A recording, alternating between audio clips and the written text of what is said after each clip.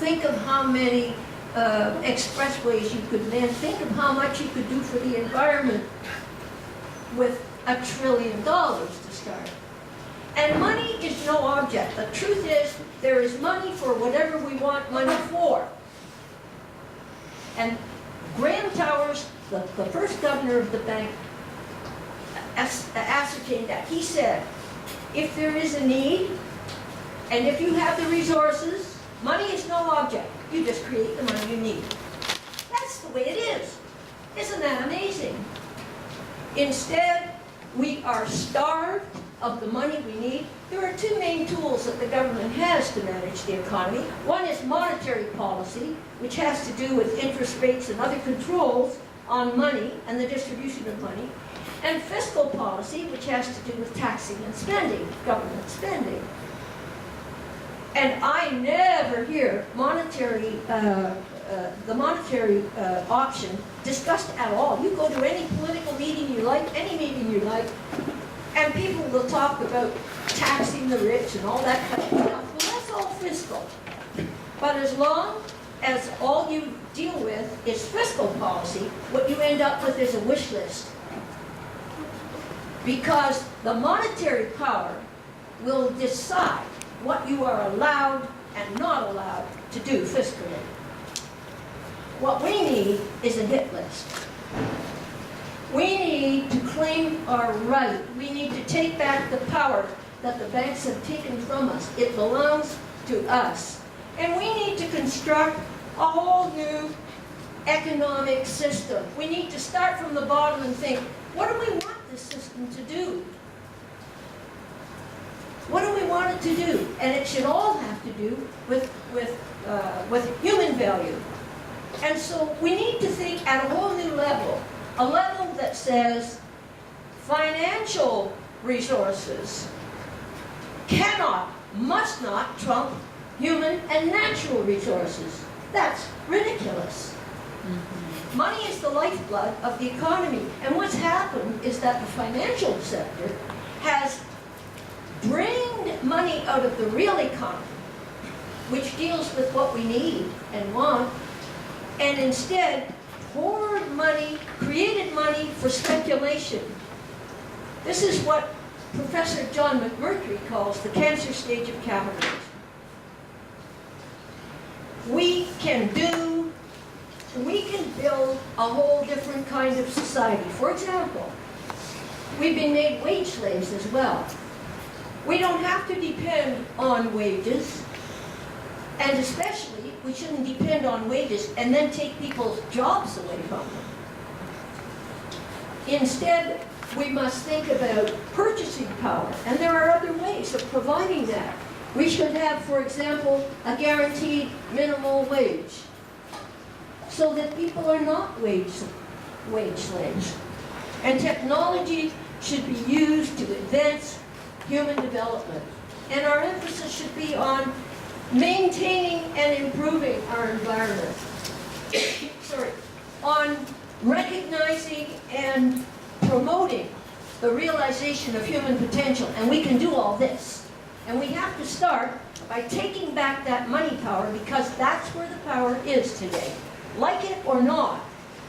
And that money system has been, first of all, privatized by a handful of human beings, and then the money supply has been monopolized.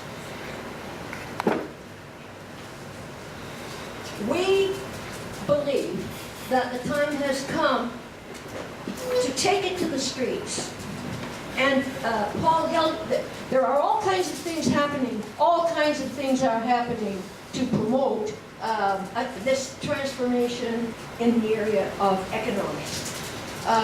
One of the things that we've got going for us is an enormously improved store of resources. Please do avail yourselves of all this free literature here. The Piper article that we've run off for you is a general overview and a bit of history, particularly about the development of the Bank of Canada. The Cummer pamphlet has quite a bit of information on our options there, and of course the yellow one you've probably seen is for to encourage people to come to Ottawa. Paul Hellyer has written all kinds of books on economics, and darn good ones too. And he has put millions of dollars into trying to educate people to the truth about money and debt. And he's come to the point where he's saying, we've got to get it out to the streets. People don't know anything about their option, and we're about to lose it. Paul Martin, at the time of the infamous G20 meeting in Toronto, was keynote speaker at a seminar downtown. And this was his message. He said, nations can no longer manage their own economies. We must have international laws. He didn't say who would make them. International laws that will be mandatory and enforceable. He said, we must have global economic management. Now, if you can't manage your economy at the national level, good luck at the international level, where they have already built up a whole new edifice of institutions. Somewhere there should be a poster up on that dealing with that, where we have, for example, free trade deals that zap national sovereignty, that zap any check what we might make to survive both ourselves and to maintain life on the very planet that we live on, that we depend on. It's insane. It's lunacy. You know that. I know that. You can't blame someone who needs to feed a family and depends on a job at the tar sands for supporting his right to a job at the Alberta tar field. And they are ecocide. By 2048, the kinds of things that we're doing for bucks, by 2048, the oceans will be dead. And thereafter, quite soon, so will we. There are already 300 dead zones in the oceans. You probably know a lot more about it than I do. But this is just one example of where we're going if we don't change our ways. And the first way, we can't change just one thing. We have to change education. We have to educate people to understand their options. We have to change the way we elect and the kind of people we elect to govern us. We have to elect people with the intelligence, with the integrity, and with the guts to do the right thing.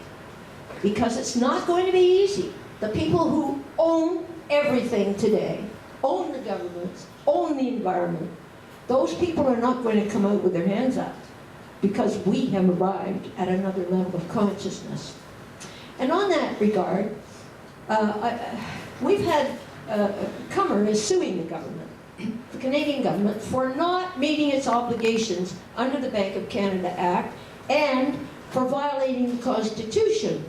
And we've had responses from around the world to that lawsuit. And my favorite came from the Netherlands. And the message was this. They quoted Nietzsche, who said, "And those who were seen to be dancing were thought insane by those who could not hear the music." And we've got lots going for us. For example, the Occupy movement. I thank the members of Occupy for raising that the volume on that. So we have a lot going for us, but we have to get active. We have to help one another to understand what the options are before we lose them. And finally, I'd like to just if you just tell people this much, it's very effective. I talk to people when I have 1 minute, I can talk to people, and they get something, and they're not stupid. They don't have trouble. This doesn't take rocket science intelligence. Think of this. We allow those private banks to create money out of thin air. The government, which could make money for nothing, borrow borrows it now instead from private banks at compound interest. Then the government says, my God, look at the debt. We can't afford education. We can't afford to look after the environment. We can't afford social justice. We can't afford it. What nonsense. We have to take back that power. We have to use money the way it was originally intended. It was a good invention. We just let the wrong people get a hold of it and use it to do all of these things that they've done. It's not too late, but we have to help one another to understand, and we have to recognize the need to move to this whole new level of thinking about money, about human justice and all, and it's happening. It really is happening. So come with us on the bus to Ottawa and shout it out. We have a right. It's our money. It's our government. And by God, we have a right to the nation we live in, all of us. And we need to look after one another. And while I recognize, boy, and do I, after being 2 years in the Arctic, I learned a lot about what we've done to our native people, and I'm ashamed. I'm ashamed to think of my naivete when I went to Igloolik, which was just 800 miles from the magnetic North Pole. And yes, but it is happening. People are more sensitive. They do care. It is happening. And we need to promote all of that. I'm sorry I've been rambling on and I've been talking to you too long. Do pick up some of this free literature and do follow Stefan Hessel's advice. Stefan Hessel wrote a little booklet that's up here called Indignez-vous. And in English, Time for Outrage. It is outrageous, and we should be outraged. And he said, you do have to have a certain level of anger to be moved to do what you have to do. Stefan Hessel fought in the French resistance during World War II. And at 93, he wrote this wonderful little book. And to me, one of the best things he said in it was this. And he was speaking mainly to young people. Find your own reasons to be angry and join the flow of history. Nice.